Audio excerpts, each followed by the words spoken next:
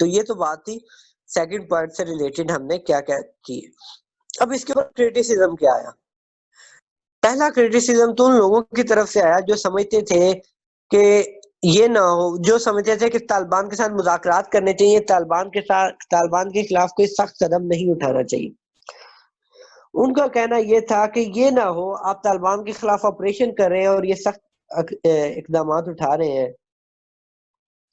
تو یہ نہ ہو طالبان زیادہ سختی کے ساتھ آپ کے خلاف آ کھڑے ہوں، مطلب زیادہ پاکستان کے اندر زیادہ دہشت گردی کے واقعات کہیں بڑھ نہ جائیں. یہ ان کا ایک کہنا تھا، لیکن وہ فارچونیٹلی یہ کریٹیسزم غلط ثابت ہوا.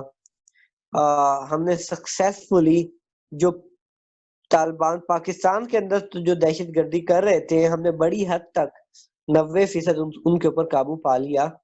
تو یہ جو کریٹیسزم تھا کہ یہ نہ ہو طالبان زیادہ سختی کے ساتھ پاکستان کے لوگوں کے خلاف دہشت گردی کے واقعات کرنے سٹارٹ کر دیں، یہ تو صحیح ثابت نہ ہوتا تھا.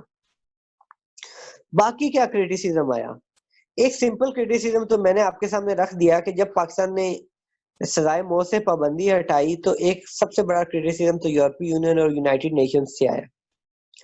ان کا کہنا یہ تھا کہ دہشت گردی کا سلوشن جو ہے، انہوں نے پاکستان کو کریٹیسائز یہ کیا، پاکستان کی اس پالیسی کو، کہ آپ ایک سمپل سلوشن کی طرف جا رہے ہیں، ایک شارٹ ٹرم سلوشن کی طرف جا رہے ہیں، کیونکہ سزائے موت جو ہے وہ دہشت گردی کا سلوشن نہیں ہے.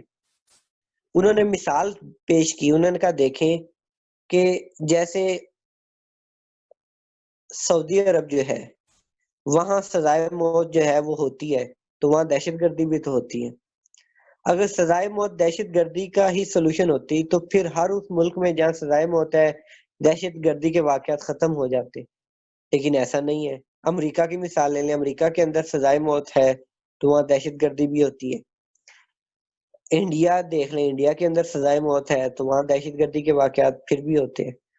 تو انہوں نے یہ کہا کہ یہ آپ ایک سمپل سلوشن کی طرف جا رہے ہیں، آپ ایک شارٹ ٹرم سلوشن کی طرف جا رہے ہیں، یہ سلوشن نہیں ہے. دہشت سزائے موت جو ہے اس کو لے آنا، اس کے اوپر پابندی ختم کر دینا، یہ کوئی سلوشن نہیں ہے.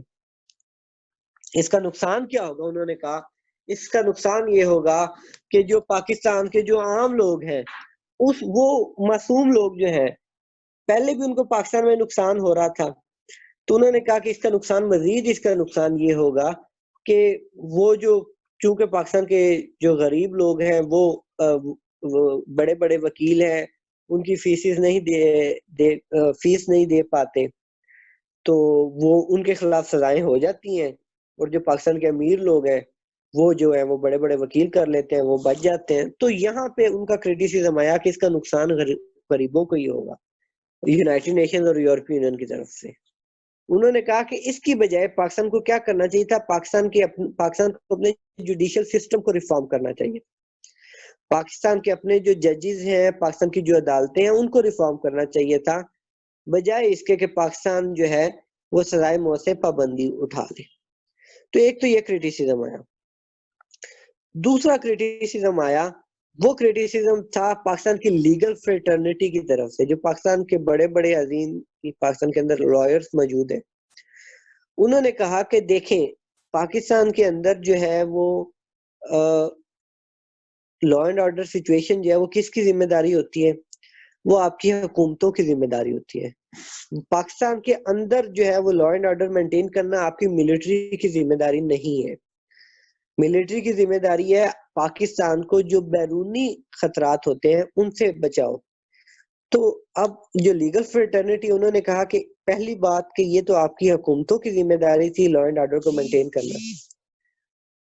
دوسری بات انہوں نے کہا کہ یہ آپ کے جو عدالتیں ہیں ان کی ذمہ داری ہے کہ وہ اچھے طریقے سے اپنے آپ کو ریفارم کریں اور دہشت گردی کے خلاف جو واقعات ہیں ان کے خلاف فیصلے دے سکیں.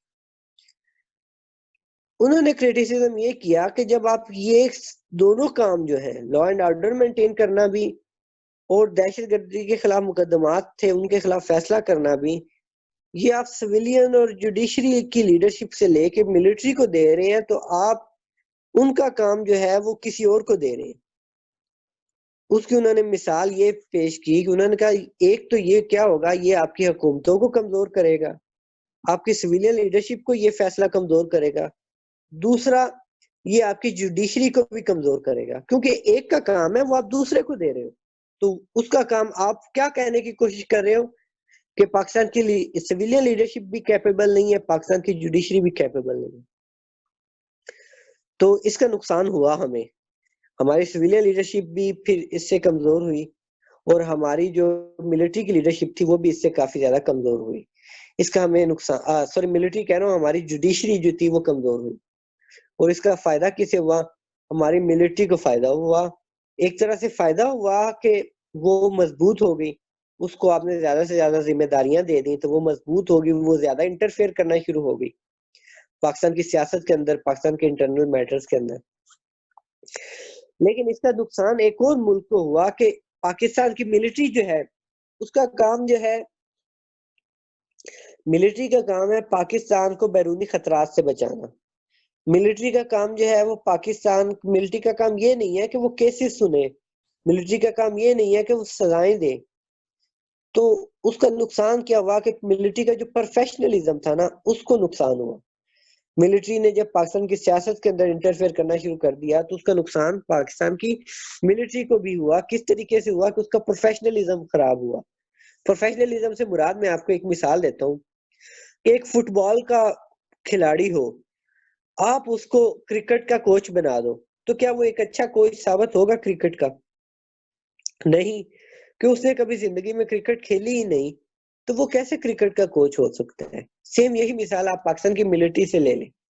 ان کو ہم جب ٹرین کرتے ہیں تو پاکستان کی ملٹری کو ٹرین کرتے ہیں کہ وہ پاکستان کی سرحدوں کی حفاظت کر سکے۔ ان کو جب ہم ٹرین کرتے ہیں تو ان کی ذمہ داری ہے انٹیلیجنس گیدر کرنا، لڑائی سے ریلیٹڈ اسٹریٹجی بنانا، پاکستان کو محفوظ کرنا، یہ ان کی ذمہ داری ہے۔ ان کی ذمہ داری یہ نہیں ہے کہ وہ کیسز کے خلاف فیصلے دیں۔ تو جب آپ نے ان کے اوپر ایک نئی ذمہ داری تھوپ دی تو آپ نے ان کا بھی نقصان کیا، ان کا آپ نے پروفیشنلزم یا ان کی ٹریننگ جو ہے اس کا نقصان کیا آپ نے۔ تو یہ پاکستان کو ان فیصلے کے، یہ جو پہلے دو پوائنٹس ہیں، ان کا پاکستان کو نقصان، یہ نقصانات پاکستان کو ہوئے۔ پاکستان کی سویلین لیڈرشپ کمزور ہو گئی، پاکستان کی جوڈیشری کمزور ہو گئی، اور پاکستان کی جو ملٹری کا پروفیشنلزم تھا وہ کمزور ہوا۔ سیکنڈلی، یونائٹڈ نیشن یا یورپی یونین نے کریٹیسزم یہ کیا کہ آپ ایک شارٹ ٹرم سولوشن کی طرف جا رہے ہیں، بجائے اس کے کہ آپ اپنی آپ اپنی جوڈیشری کو ریفارم کرتے، آپ اپنی عدالتوں کو مضبوط کرتے۔ آپ نے ایک آسان راستہ اختیار کیا کہ یار یہ کیسز چھوڑو، عدالتوں سے لے لو اور آپ یوں کرو، آپ ملٹری کو ہی دے دو، بات ہی ختم کر دو۔ اب اس کا نقصان وہ یونائٹڈ نیشنز اور یورپی یونین بالکل ٹھیک بات کر رہے تھے، اس کا نقصان پاکستان کو، اب دیکھیں مثال میں آپ کو دیتا ہوں کہ اب اس وقت کرنٹلی پاکستان میں ملٹری کورٹس جو ہے وہ ختم ہو چکی ہیں، جو ان کا دائرہ کار تھا نا سویلین لیڈرشپ، سویلین کیسز کو ٹرائل کرنے کا، وہ ختم ہو چکا ہے۔ تو اس کا مطلب ہے وہ ختم ہو چکا ہے، تو آپ کی عدالتوں کے پاس واپس کیسز آ گئے ہیں، یہ سارے کے سارے جو دہشت گردی کے کیسز ہیں وہ واپس لوٹ کر آپ کے عدالتوں کے پاس آ چکے اس وقت کرنٹلی 2020 کے اندر۔ تو اگر آپ اسی وقت ہی پاکستان کی عدالتوں کو ریفارم کر لیتے، ان سے ریلیٹڈ نئی سے نئی آپ لاز لے آتے، تو اس کا فائدہ کیا ہوتا کہ ہماری عدالتیں مضبوط ہو جاتی، اور وہ آج جو ان کو کیسز سے نمٹنا پڑ رہا ہے وہ ان کو اچھے طریقے سے ان کیسز کے ساتھ انصاف کر سکتے ہیں۔ لیکن ہم نے کیا کیا، بجائے اس کے کہ ہم عدالتوں کو ریفارم کرتے ہیں، ہم نے بڑا آسان راستہ اختیار کیا، ایک شارٹ ٹرم سولوشن کیا کہ ہم بڑے آرام سے ہم نے سارا کی ساری ذمہ داری ملٹری کے اوپر تھوپ دی۔ تو یہ ان پوائنٹس کے ہمیں نقصانات ہوئے۔ اب آتے ہیں تیسرے پوائنٹ کی طرف، نیشنل الیکشن پلان کا۔ نیشنل الیکشن پلان کا تیسرا پوائنٹ ہے کہ no armed militias allowed in the country. عام ملیشیا سے مراد کیا ہے کہ میں نے آپ کو پہلے بتا دیا کہ پاکستان کے ملک کے اندر جو لا اینڈ آرڈر مینٹین کرنا ہوتا ہے وہ پاکستان کی پولیس کی ذمہ داری ہے اور پاکستان کی حکومت کی ذمہ داری ہے۔ پاکستان کی ملٹری کی بھی ذمہ داری نہیں ہے۔ پاکستان کی ملٹری کو تب بلایا جاتا ہے جب ہماری حکومتوں کی کی اجازت ہو، جب ہماری حکومتیں بلائیں، جیسے کراچی آپریشن جو رینجرز کا آپریشن ہے کراچی کے اندر، تو وہ رینجرز کو تب بلایا گیا جب سندھ حکومت نے اجازت دی رینجرز کو، نہیں تو اصل میں وہ ذمہ داری کس کی ہے؟ صرف اور صرف پاکستان کی پولیس کی ہے. اس کے علاوہ پاکستان کے آئین کے مطابق ہم کسی کو الاؤ نہیں کر سکتے کہ وہ لا اینڈ آرڈر کو مینٹین کرے. لیکن ماضی میں کیا ہوتا رہا پاکستان نے، جیسے طالبان جو تھے وہ فاٹا ریجن کے اندر وہ کنٹرول کرتے تھے لا اینڈ آرڈر کو، وہ سارے کے سارے کئی بڑے بڑے علاقوں کو کنٹرول کرتے تھے، وہاں پہ وہ سزائیں دیتے تھے، وہاں پہ وہ ٹیکس لیتے تھے. سیم اسی طرح پاکستان کے اوپر یہ الزام تھا کہ پاکستان جو کشمیر کے اندر جو مجاہدین ہیں ان کو پاکستان ٹرین کرتا ہے، ان کو الاؤ کرتا ہے کہ وہ ان کے پاس ویپنز ہوتی ہیں، ان کو ٹریننگ دیتا ہے ان کے، تو وہ بھی یہاں پہ پاکستان کے اندر کچھ علاقوں کو کنٹرول کرتے تھے. جماعت الدعوہ ہو گیا یا پھر جو جیش محمد ہو گیا، لشکر طیبہ کا جو پارٹ تھا.